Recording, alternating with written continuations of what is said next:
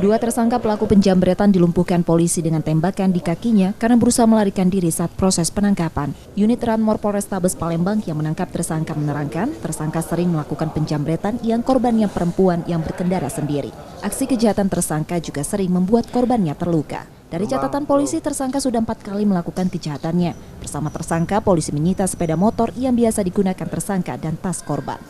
Kasus ini cukup meresahkan di Kota Palembang karena kejadian terus berulang.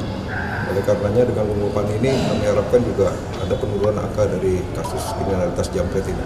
Modusnya pelaku mencari, memilih korban-korbannya terutama yang wanita menggunakan tas, kemudian ditarik tas itu dan membahayakan tubuhnya korban sehingga terjatuh dan terluka. Dari 4 laporan polisi akan kami terus kembangkan terhadap perbuatan si pelaku. Pelaku sendiri kami lakukan tindakan tegas terukur dan kami lakukan melumpuhkan.